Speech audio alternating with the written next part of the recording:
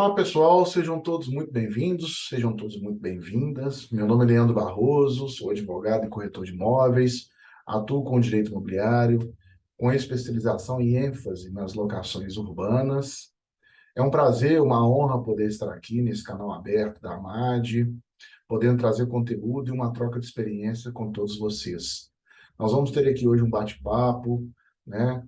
Trazer um tema de extrema relevância para quem atua aí na área de locações urbanas, seja como advogado, seja como corretor de imóveis, seja como imobiliária, né?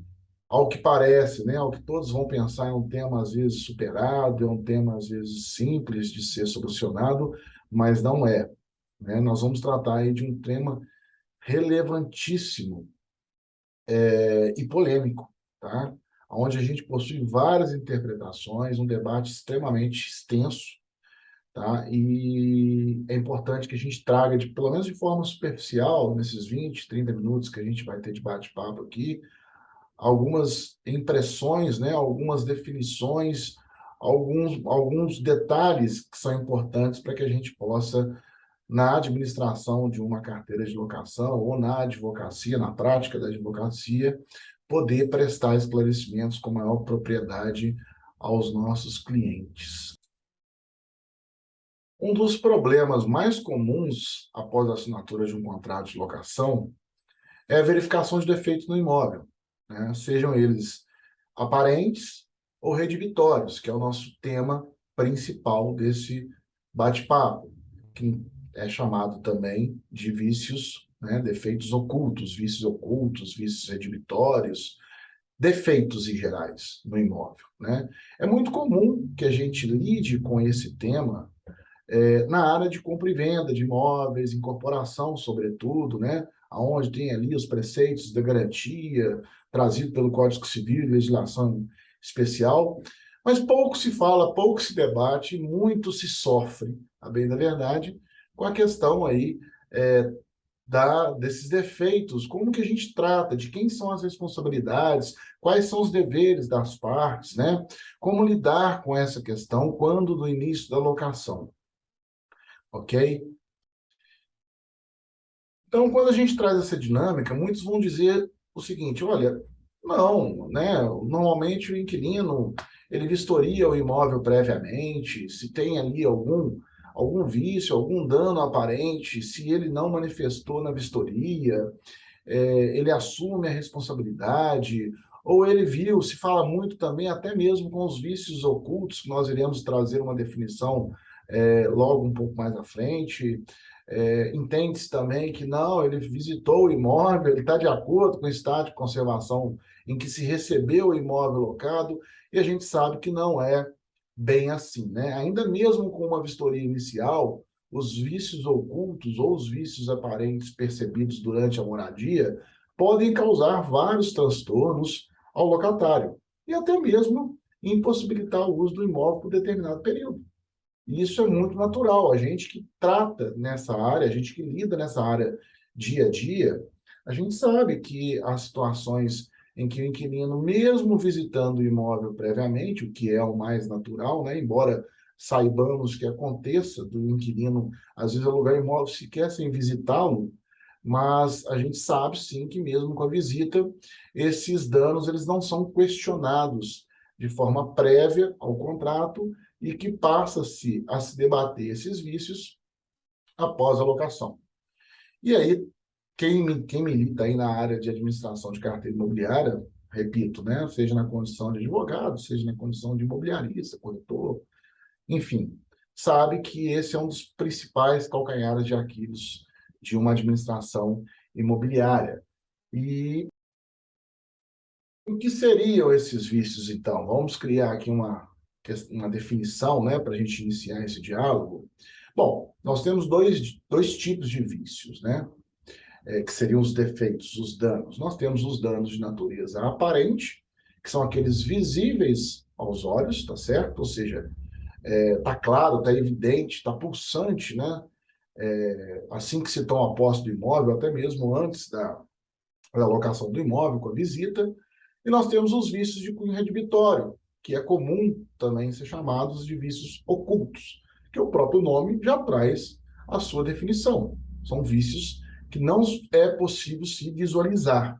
Eles não são visíveis, eles estão escondidos. O que normalmente serão, que aparecerão ao longo da locação, ao longo do uso do imóvel. E nós vamos trazer também alguns exemplos, né, para a gente poder entender como que poderia se dar esses vícios ocultos, esses vícios redibitórios, né, tendo em vista que os vícios, que os danos aparentes, nós estamos tratando de uma questão um pouco mais simplória, mas não menos importante quando a gente trata de deveres e direitos e efeitos, né, à relação locatícia.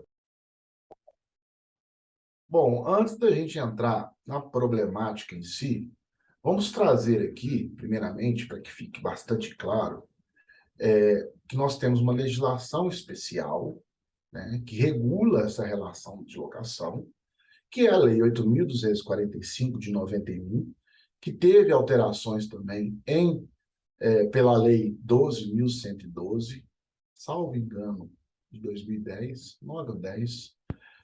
E essa lei, que inclusive é uma lei bastante abrangente, uma lei muito bem redigida, o legislador foi muito feliz em tratar dessa legislação especial para regular essa relação. Nós vamos ter ali, notadamente, dois artigos onde vão trazer as obrigações do inquilino e do proprietário. Proprietário não, porque não necessariamente, aí fica para um outro tema de debate, mas não necessariamente o proprietário é o locador. Pode haver ali uma locação onde o locador não possui a propriedade. Bom, debates à parte, vamos tratar então de locador e locatário.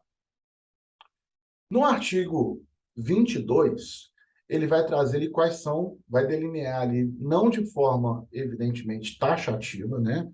Ali é uma forma exemplificativa, não esgota as obrigações do locador, assim também como o artigo subsequente, que é o 23, que é onde vai trazer as obrigações, né, do inquilino, que também não é taxativo, não se esgota ali quais são as suas obrigações, porque nós temos legislações extravagantes, como o próprio Código Civil, que na omissão, na ausência de alguma tratativa específica da relação, subsidiariamente o Código Civil vai vir suprir tal omissão, portanto, né, são tópicos exemplificativos, sem contar com os princípios, né, em gerais.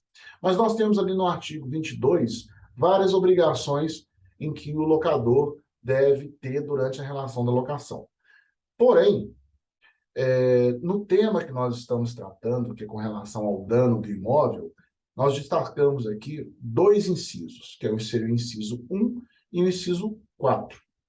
O que o inciso 1 vai nos dizer?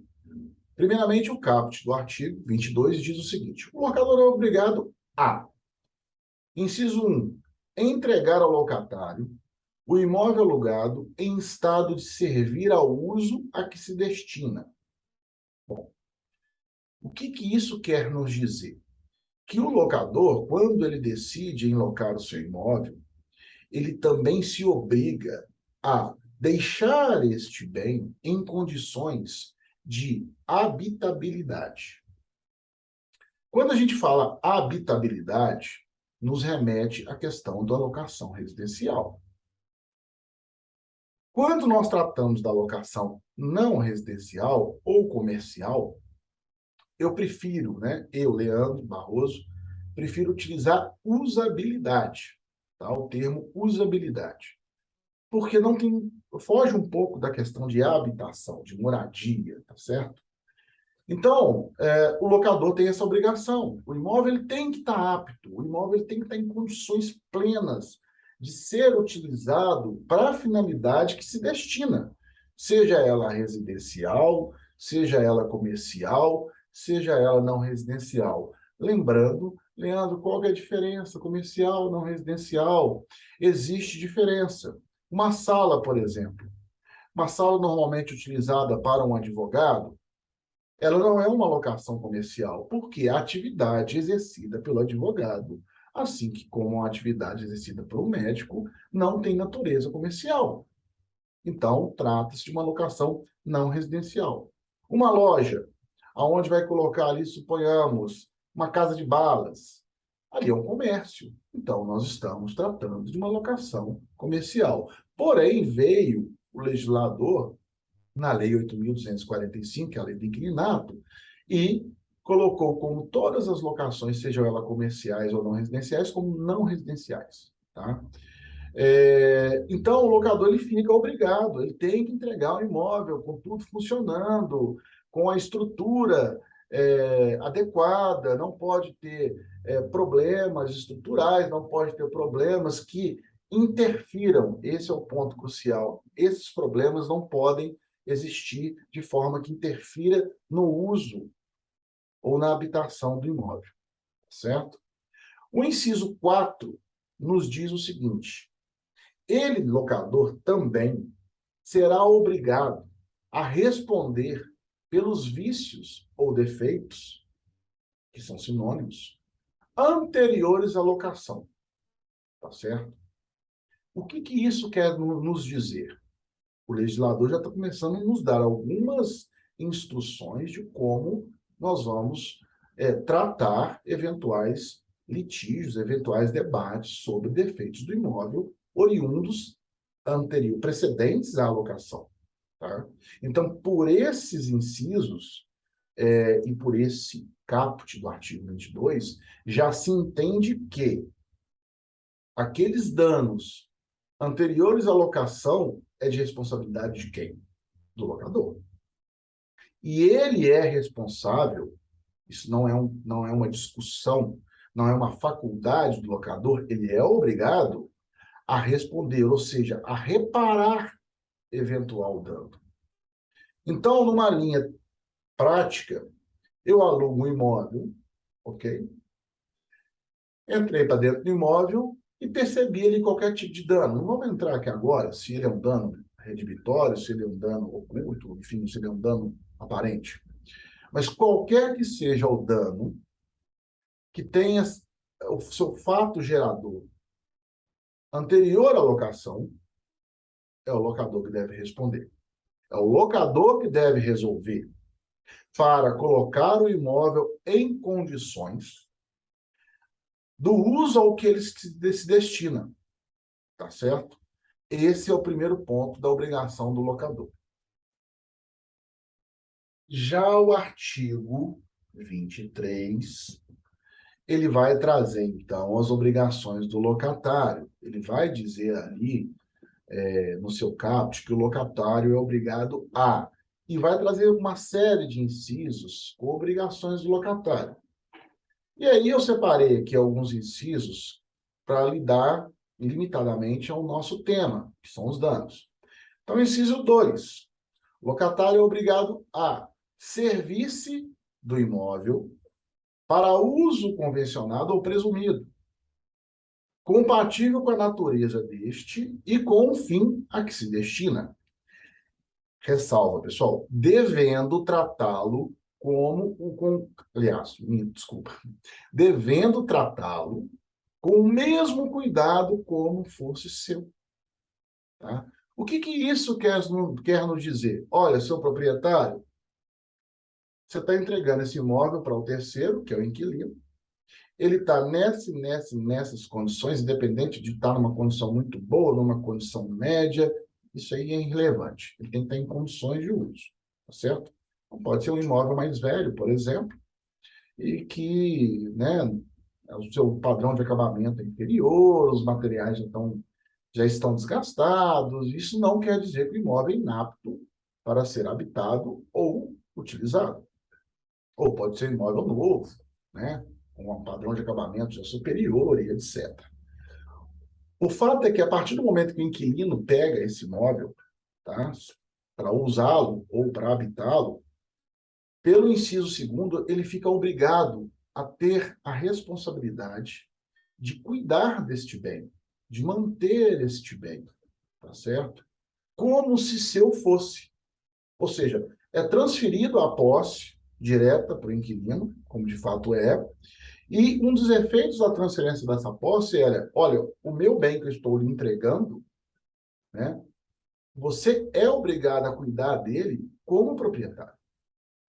dar as devidas manutenções que forem necessárias, corriqueiras, né, oriundas ali do desgaste natural do tempo, do uso, sobretudo, né, para que quando terminar a locação, você possa me restituir o bem praticamente, né, ressalvada ali, obviamente, deteriorizações naturais, desgastes naturais do próprio imóvel, como se ele tivesse fechado. Ele também se desgastaria, né, salvo essas exceções, que a gente trata um pouquinho mais à frente, mas você é obrigado a me entregar o imóvel minimamente nas mesmas condições em que eu lhe entreguei, sob pena de ter que me restituir os danos provocados por você.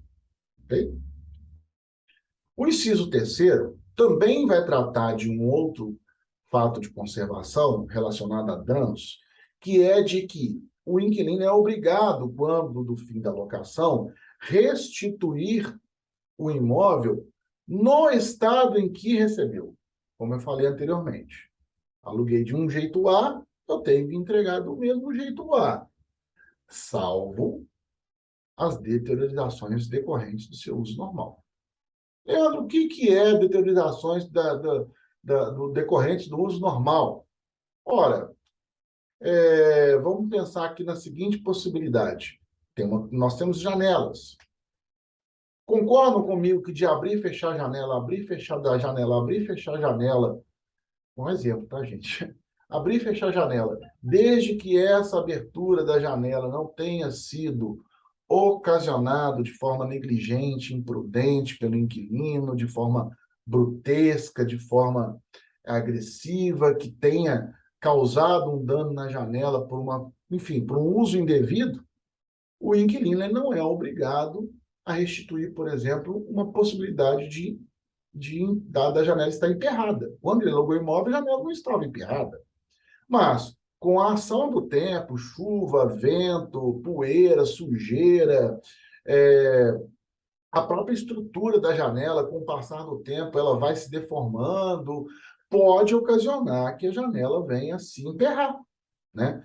Esse emperro dessa janela, desde que constatado que foi por causa de um uso cotidiano, que é normal, né, o inquilino ele não é obrigado. Então, essa é a ressalva que o artigo 3º, o inciso 3º, desculpe, traz para a questão da entrega do imóvel em divergência da forma que ele recebeu. O inciso 4, também mantendo aí a nossa mesma linha, vai falar o seguinte: levar imediatamente ao conhecimento do locador o surgimento de qualquer dano ou defeito cuja reparação a este incumba, bem como eventuais turbações de terceiro. Vamos tirar a tubação de terceiro, que já é uma questão possessória, vamos falar com relação ao dano. Então, durante a locação, suponhamos que apareceu, não tinha, tá? Qualquer tipo de problema. Então, suponhamos que durante a locação apareceu um problema. Vamos supor que, por uso passado, né, mesmo que o inquilino tenha alugado, ligou ali a torneira, viu que não tinha nenhum entupimento e etc e tal, mas suponhamos que aquele entupimento ele já estava quase por eclodir. Por quê? A tubulação já estava numa situação de precariedade. Ele estava precária, tá certo? Então, aquela tubulação, na verdade, o uso cotidiano por esse novo inquilino apenas foi a gota d'água para poder ocasionar o problema. Mas o problema não foi ocasionado pelo inquilino. O inquilino ele tem a obrigação de levar o conhecimento ao proprietário. Seu proprietário, olha, está entupido a tubulação hidráulica aqui do seu banheiro, por exemplo, preciso que o senhor resolva. O proprietário, neste caso, desde que comprovadamente não seja o entupimento provocado pelo inquilino, o proprietário, então, ele tem que se tomar providências para que seja reparado o imóvel, tá? Sobre algumas penas que nós vamos também tratar mais à frente, do próprio inquilino tomar essas medidas, tá certo? O inquilino também, pelo inciso 5, ele tem a obrigação de realizar a imediata reparação dos danos verificados no imóvel ou nas suas instalações provocadas por si, seus dependentes, familiares, visitantes ou prepostos. E esse tópico merece um pouco mais de atenção, porque se a gente fizer uma interpretação profunda, nós vamos entender já Qual que é a linha de responsabilização de danos? O dano ao imóvel, ele vai se responsabilizar aquele que deu causa. Então, uma dica que eu deixo aqui para vocês, já de imediato, para qualquer problema que vocês venham enfrentar com relação à questão de danos, porque muito se discute, isso não é meu, isso não é meu, eu aluguei, problema é, né? O locador tem muito disso, né? Não fui eu, não estou morando, ele que se vira, já aluguei, enfim, tem tudo isso, né? O inquilino acha que também nada é dele, que tudo é do locador, uma lâmpada queimou, é locador, enfim, não são debates inesgotáveis. Mas o ponto sensível para ajudá-los a determinar de quem é a responsabilidade, claro, gente, ressalvadas raríssimas exceções de problemas que são mais difíceis de interpretar, é o seguinte, olha, vamos identificar quem que é. É possível, primeiramente, identificar quem que é o causador do dano? É. O dano foi causado por um problema precedente à locação, locador. O dano foi causado durante a locação, porém, sem a ação, sem a contribuição do locador ou qualquer pessoa vinculada, locatário, desculpa. Foi um dano causado durante a locação, porém, sem qualquer relação com algum ato ou omissão do locatário durante o uso do imóvel ou de qualquer pessoa ligada a ele que também utilizou o imóvel. Também é do locador, como é o caso que eu expliquei da tubulação. O cara mudou para dentro do imóvel, o inquilino mudou para dentro do imóvel e naquele momento não estava entupido, mas estava 90% entupido, ele já estava a ponto de entupir para o problema passado. São coisas difíceis de a gente avaliar, sei disso. Mas a gente tem que criar uma estrutura objetiva para poder iniciar esse tratamento desses problemas. Tá? Agora, o inquilino deu causa, mandou-se lá, o proprietário, o locador foi lá no imóvel, a imobiliária foi lá no imóvel, o vistoriador foi lá no imóvel, o corretor foi lá no imóvel e percebeu que aquilo que o inquilino estava dizendo que era um dano que ele, inquilino, provocou. O proprietário, o locador não tem responsabilidade nenhuma. Quem vai ter a responsabilidade por este reparo, e aí é o que o inciso 5º, né, o inciso 5 quer nos dizer é isso, que ele fica responsável de reparar imediatamente. Por quê, senhores? Porque ele, ao final da locação, ele tem a obrigação de entregar o imóvel nas condições em que ele alugou.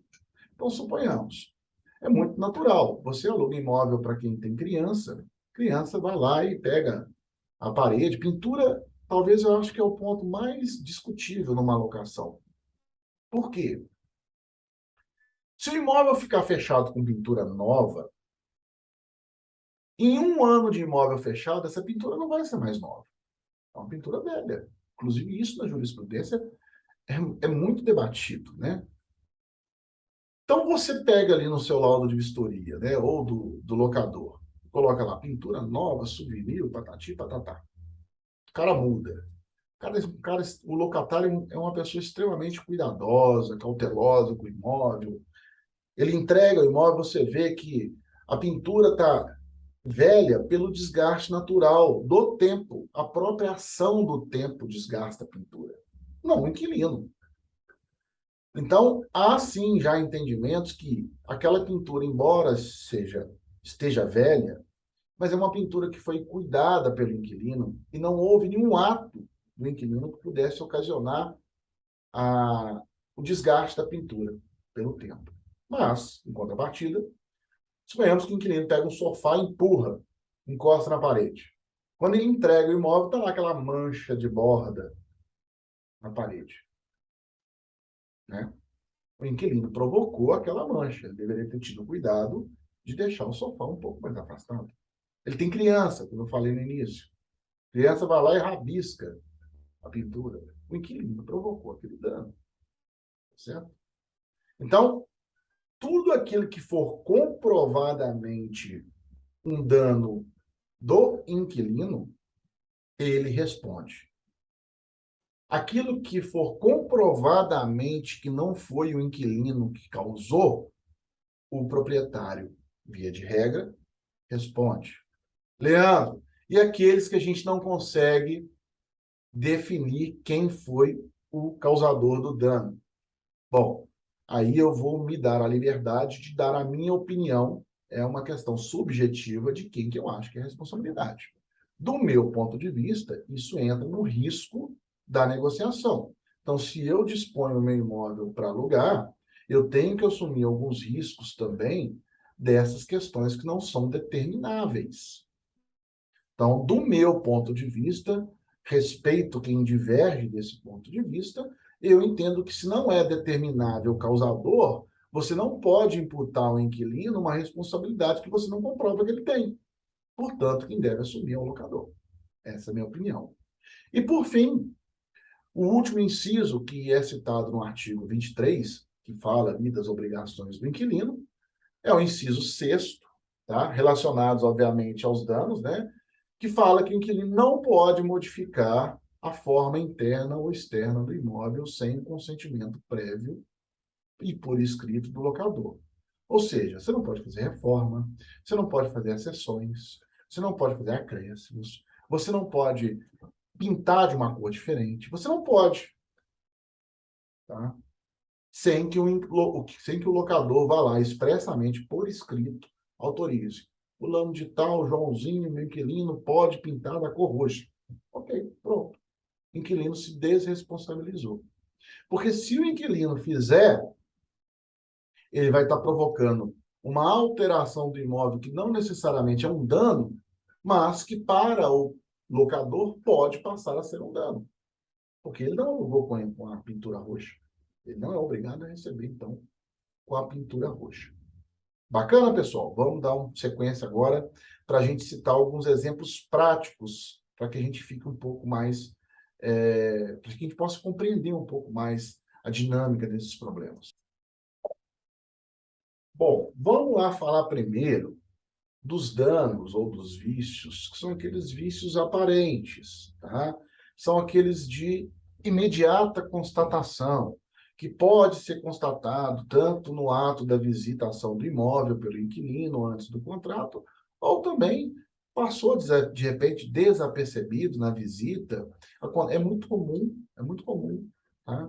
A pessoa faz a visita ali, olha de forma rápida e tudo, e não tem o tempo suficiente para fazer uma vistoria cautelar, até mesmo para tomar a decisão da locação do imóvel, né? E aí, quando ele muda, ele vai perceber os detalhes, às vezes um problema que estava atrás da porta, ele não tinha visto na visita. Esses são os danos aparentes. Pode o locatário requerer, logo depois que mudou, mesmo que a vistoria mencione ali a existência desse desse vício, desse dano, pode o locatário requerer a reparação pelo locador? Evidente que pode, não é porque eu vejo muito, né, como advogado, eu vejo muito nos debates judiciais e até mesmo administrativos, locadores falarem, até mesmo imobiliárias, não, você não pode exigir que seja reparado esse dano. Lembra? Dano, pessoal. Importante a gente frisar. Não são pequenas avarias, né? É importante dizer o seguinte: tem que ser algo que efetivamente prejudique o uso do imóvel, tá? Se a gente está ali diante de um descascamento da pintura, eu não entendo isso como um dano relativamente capaz de impor uma obrigação de reparo, porque ele não gera uma inutilização do imóvel. E o ponto sensível é exatamente esse. O imóvel ele tem que ficar, esse dano ele tem que ser ao ponto de ser inutilizável. E aí, senhores, nós vamos também tratar daqui a pouquinho que essa questão de inutilização ela pode ser de cunho objetivo ou subjetivo. Tá certo? Mas dando sequência aqui, os vícios aparentes. Pode sim. Olha, o inquilino mudou lá, ele viu sim que tinha um mofo e tal, mas não deu muito confiança na hora, e quando mudou, aquela situação que aparentemente não era um problema, passou a ser. Ah, mas consta no laudo de vistoria, Leandro, que ele tinha ciência que o imóvel está assim, não colocou observação nem nada. Não tem problema, pessoal. A própria lei do inquilinato, como os artigos que nós já dissemos, ela traz ali essa proteção, que o locador, se aquele dano que for capaz de inutilizar ou prejudicar o uso do imóvel, o locador é obrigado e responsável, sim, a fazer o devido reparo. Os vícios redibitórios. Bom, os vícios redibitórios, que são os vícios ocultos, mais ainda. Porque, além da questão de não ter sido possível a sua visualização de forma pretérita, precedente, anterior, tá? Ele vai ser percebido quando do uso cotidiano do imóvel. É muito comum isso com rede elétrica, com rede hidráulica, com infiltração, com vazamento. Por exemplo, você chega, visita um imóvel, não percebe nenhuma infiltração, você não percebe nenhum mofo, né? Normalmente, nas visitas não se abre torneira, ou mesmo que se abra ali uma torneira, não dá tempo de perceber que o volume de água vai gerar um problema hidráulico. Você não fica acendendo a luz, até porque a maioria das vezes os imóveis estão até com corte de energia, né? Então, na hora que o inquilino muda, ele vai pedir ali a ligação da energia, ele vai pedir a ligação da água, ele vai usar o imóvel de forma mais, né, recorrente, vai usar a parte hidráulica, elétrica, vão vir as chuvas, de repente ele ligou num período de seca, né? Não tinha chuva, e na hora, acontece, chuva é um período crucial para esse tipo de problema. E na hora que vem as chuvas, percebe-se que o imóvel está com uma infiltração extremamente forte. Ou na hora de utilizar a parte hidráulica, percebe-se que a parte hidráulica está toda comprometida. Ou na hora que vai usar a elétrica, percebe que está tudo corroído, que está tudo em curto. Esses são os vícios ocultos. Esses são os danos ocultos. Eles não são possíveis, sua percepção, senão na hora da utilização do imóvel. Não tem tempo para isso, senhores. Pode ser com 1, 2, 3, 4, 5, pode ser no final da locação, né? A qualquer momento esse vício pode aparecer. E aí, nós temos que pensar da seguinte forma. Via de regra, o defeito oculto, o vício oculto, é de responsabilidade do locador. Via de regra. Mas é possível que esse vício oculto seja culpa do locatário? É. O locador é responsável pelo vício oculto? É obrigado para reparar o vício oculto. Por quê? Voltando àquela dinâmica. Porque ele é obrigado a manter o imóvel, conceder o imóvel de forma que ele seja habitável ou utilizável, né? Eu não tenho condições de ficar no imóvel, morando no imóvel, aonde a rede de esgoto está entupida. Não há a menor condição de moradia ou de uso para o comércio, ou para uma sala não residencial, tá certo? Então, o proprietário tem, sim, que resolver esse problema. Agora, esse vício oculto ele pode ter ocasionado, às vezes, por um mau uso do locatário. Pessoal, é muito difícil caracterizar, nesses casos, quem é o causador do dano. Mas, se possível for, faça. Porque pode sim, a parte hidráulica, o locador vai virar para a gente e falar assim, doutor, mas quando eu aluguei, eu tenho certeza que a parte hidráulica estava em ordem. Eu estava morando lá no imóvel. E aí, como que faz? Já aconteceu casos desse tipo comigo. Que o inquilino, pelo mau uso da parte hidráulica, jogando, por exemplo, papéis, enfim, absorventes, ou até mesmo detritos, né, de resto de obra, e por aí vai, são infinitas possibilidades, pelo aquele mau uso, ele ter provocado um problema hidráulico que, a princípio, aparenta ser de responsabilidade do locador, porque nós estamos falando que, via de regra, é responsabilidade do locador pelo vício oculto, pelo vício redibitório, mas aquele vício que não era possível ser constatado no início da locação, e sim com o uso, foi provocado pelo inquilino. Se isso puder ser comprovado, aí você tira, são uma das ressalvas da obrigação do locador em reparar aquele imóvel, no caso do vício redibitório. Tá certo? Lembrando aqui mais uma vez, nós tratamos aqui das responsabilidades dos vícios aparentes, quem deve arcar, né, com essa responsabilidade, quais são as causas, tanto do aparente quanto oculto. Lembrando a vocês que, para qualquer efeito de obrigacional, e até mesmo para uma possibilidade de rescisão de contrato, que nós vamos tratar agora, no próximo tópico, que é muito importante que esse defeito seja um defeito, friso e repito, um defeito capaz de inviabilizar o uso ou habitação do imóvel. Tá claro isso, pessoal? Se for um defeito que não ocasione esse uso, não há que se falar em qualquer tipo de obrigação ou até mesmo possivelmente uma rescisão unilateral sem aplicabilidade da multa do artigo 4º lá da lei do inquilinato, tá? Pela rescisão prematura do inquilino, tá certo? Nós tratamos que os defeitos eles podem ter cunho objetivo e subjetivo. O que eu chamo de objetivo? Objetivo são aqueles defeitos que para qualquer pessoa seriam defeitos, que para qualquer pessoa seria motivo de inviabilidade de uso do imóvel, tá certo? E os subjetivos, Leandro? Subjetivos são aqueles defeitos que estão ligados diretamente à pessoa que reside no imóvel, pela atipicidade ou pela peculiaridade daquela pessoa, como, por exemplo, suponhamos que uma pessoa que mudou para o imóvel, seja ele locatário direto, sua mãe, sua tia, sua esposa, seu filho, enfim, sofre de um problema respiratório agudo, asma muito forte, etc. e tal.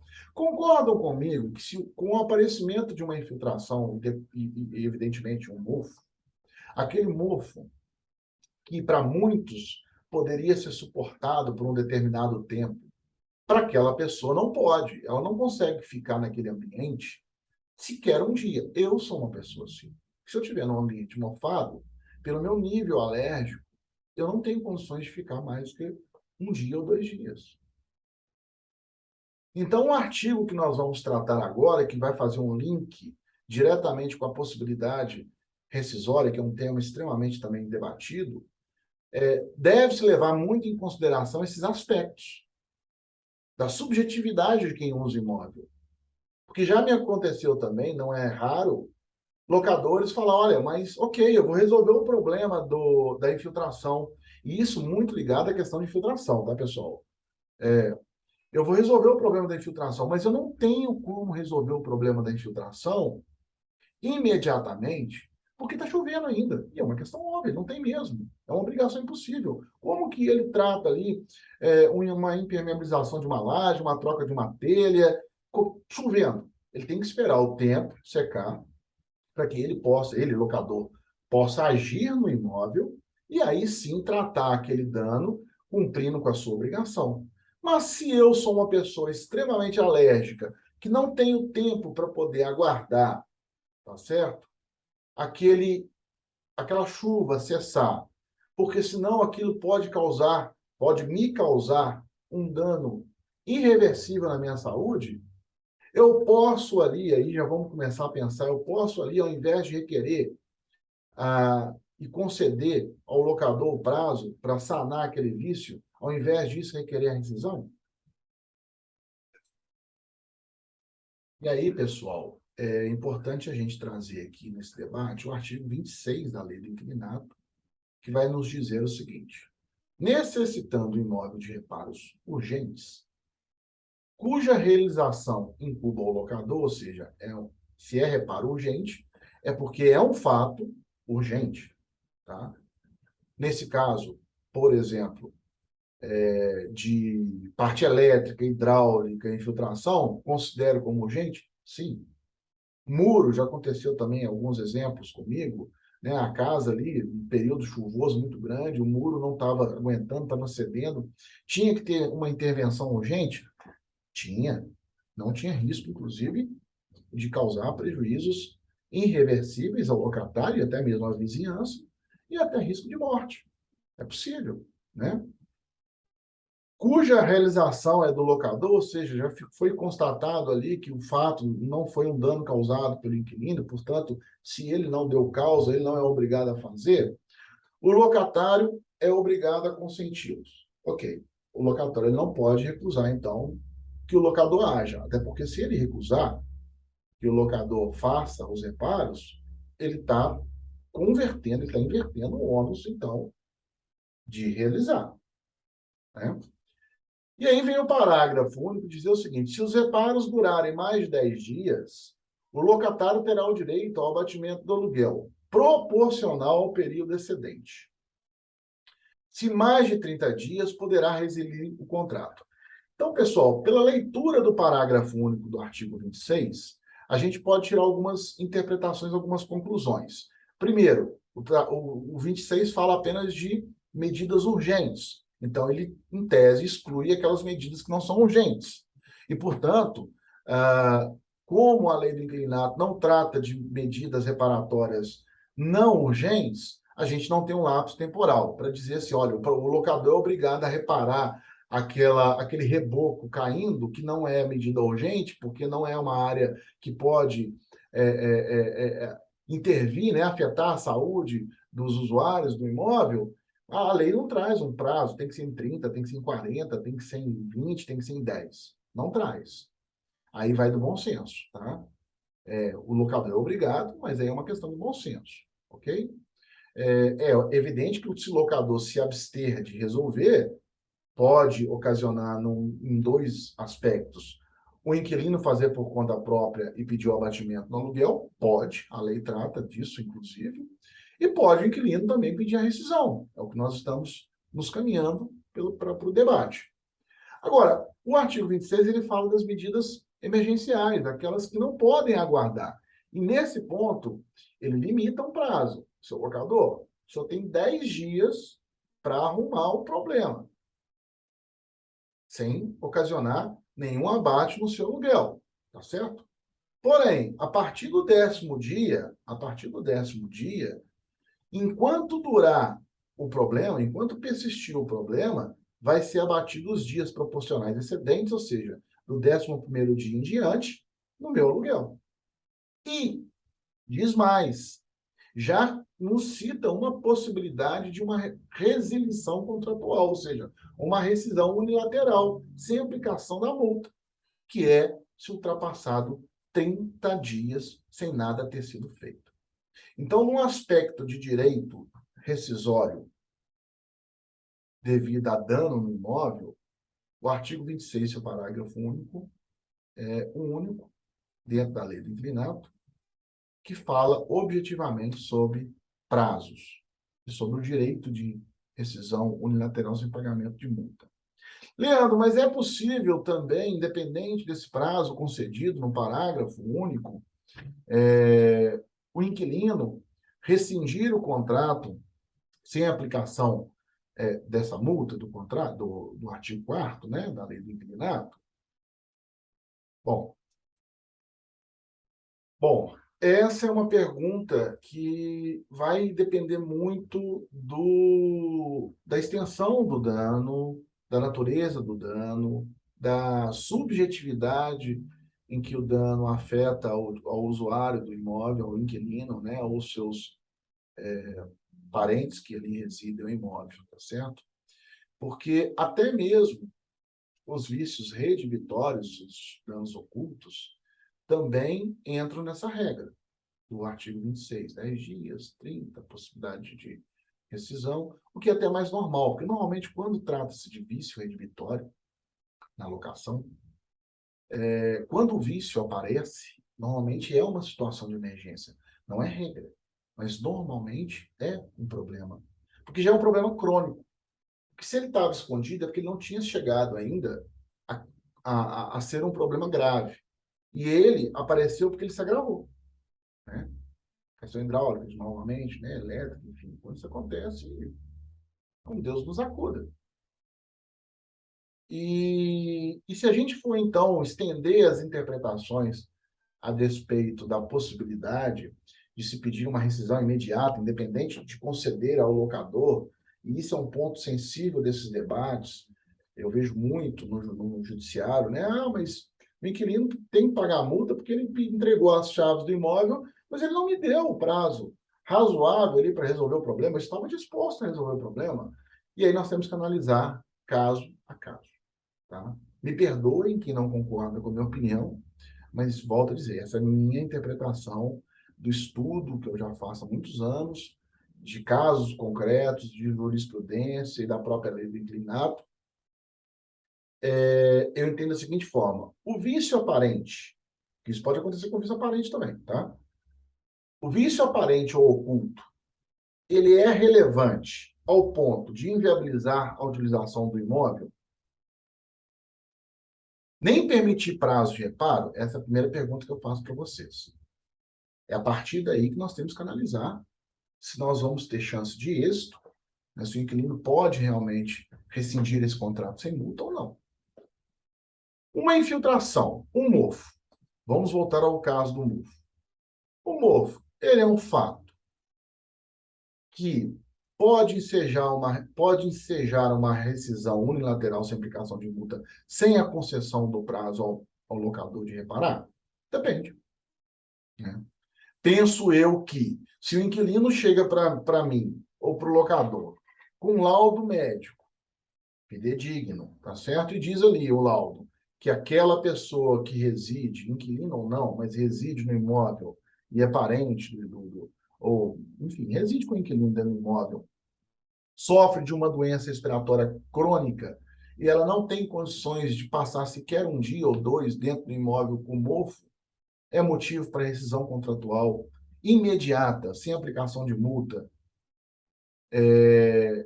mesmo que não seja concedido o prazo para o proprietário resolver o problema? Eu entendo que sim. Por quê, senhores? É impossível que aquela pessoa espere, ela não tem tempo hábil para aguardar a solução do problema. Não é culpa do proprietário, do locador, desculpa, vícios do dia a dia. Não é culpa do locador, evidentemente, que aquela chuva apareceu e, de repente, por um motivo qualquer, foi exagerado ao ponto de infiltrar, mas também não é culpa do inquilino que ele sofre de um problema respiratório, que se ele tivesse visto que o imóvel poderia ter isso, talvez ele não teria alugado.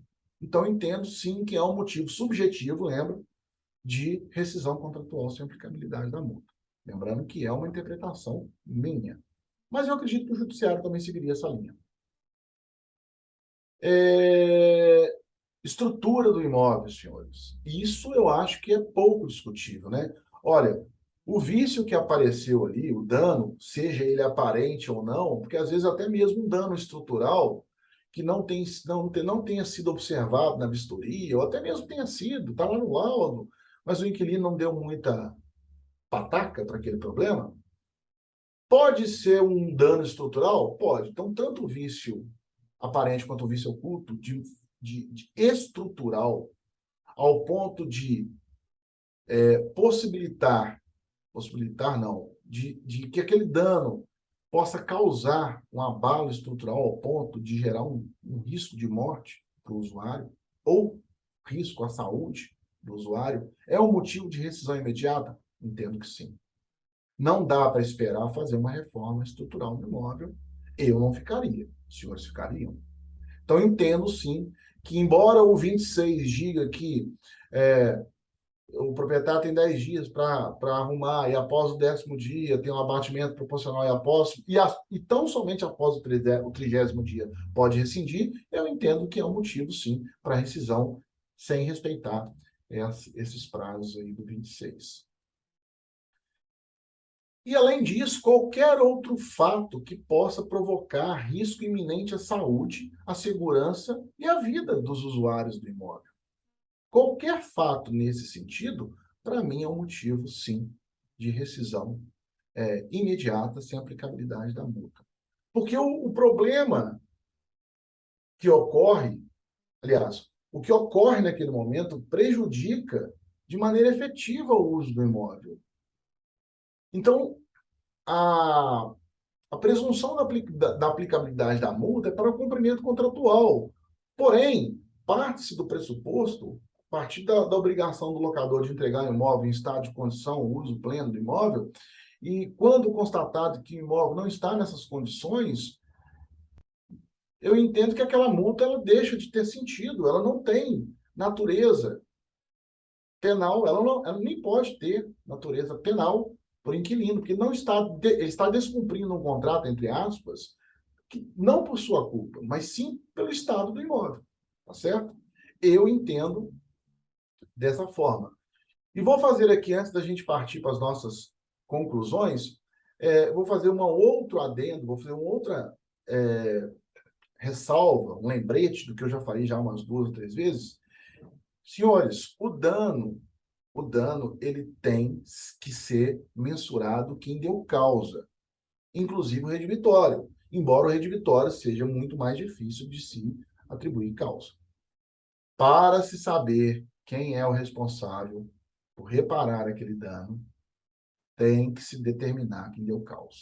Na ausência de ser possível determinação de quem deu causa, no meu ponto de vista, o responsável é o locador. E outra coisa, qualquer situações que ocorra que enseje em dano ao inquilino por negligência do locador em relação a esses danos, ou pelo próprio dano, poderá se converter também em reparação de perdas e danos. Tá certo? Ah, o reboco estava soltando, foi informado ao locador que o reboco do teto estava soltando, o locador foi negligente, não fez nada, não tomou providências nem nada, tá certo? E aí, aquele reboco acabou caindo em cima da televisão do inquilino. É evidente que o proprietário, por negligência, vai ter que reparar os danos causados à televisão. Tá certo, pessoal? Vou deixar aqui algumas dicas para vocês, para que tanto quem trabalha com imobiliária, quem é corretor de imóvel, advogado que estiver instruindo o seu cliente, como que a gente consegue minimizar todos esses problemas de dano. Primeiro, um laudo extremamente criterioso, laudo de vistoria inicial, laudo de vistoria final. Temos aí várias plataformas profissionais nesse trabalho, temos também profissionais experientes. O importante é um laudo extremamente criterioso, com o máximo de detalhes possível, tá? Porque é só através do laudo de vistoria que nós vamos conseguir, que a gente consegue fazer uma tradução de quem que possa ser a responsabilidade e até mesmo eventuais debates judiciais ou extrajudiciais ajuda em muito. Senhor inquilino, e aí uma dica também novamente a todos que estejam envolvidos nesse processo, peça ao inquilino na hora de fazer a vistoria do imóvel, para que olhe o imóvel atentamente, tá? Verifique de forma bastante tranquila, não faça aquela visita corrida, né? Vai lá, verifica atrás da porta, verifica a estrutura, bate nas paredes e etc e tal. Avalie os danos, liga a torneira, tudo, deixa cair água, enfim, conheça o imóvel de forma mais profunda. Isso também poderá evitar vários transtornos após e durante, ou até mesmo ao término da locação, que é o ponto crucial, é o ponto de maior debate na hora da entrega do imóvel, né? E olha, o dano sanado, não crie objeções, né? O proprietário está ali, né? O locador está ali, a imobiliária muitas vezes envolvida, ou o corretor, ou o próprio advogado, está ali tentando resolver o problema. Vamos utilizar um pouco do bom senso também, né, gente? Tem muita gente que acaba utilizando desse problema de danos para poder criar debates, discussões, enfim, vamos ter um pouco de bom senso também, dar tempo ao tempo, para que as coisas sejam solucionadas. Locador também, fica aqui a minha orientação, tenha consciência das suas obrigações, dos seus direitos também, evidentemente. Locatário também tem essa mesma conscientização. Pessoal, eu espero que tenha sido de proveito, tá?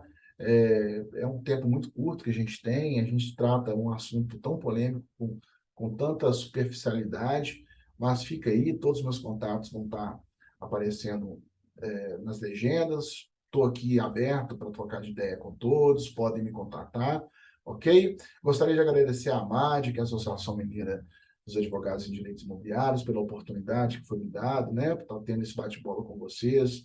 Agradecer a audiência, né, por estar me escutando até aqui e por ter acompanhado todo esse tratado, né, toda essa discussão que vocês sabem, né, assim como eu, que de quem trabalha na locação de imóvel sofre aí no dia a dia, tá bom? Meu muito obrigado e um abraço a todos. Até mais.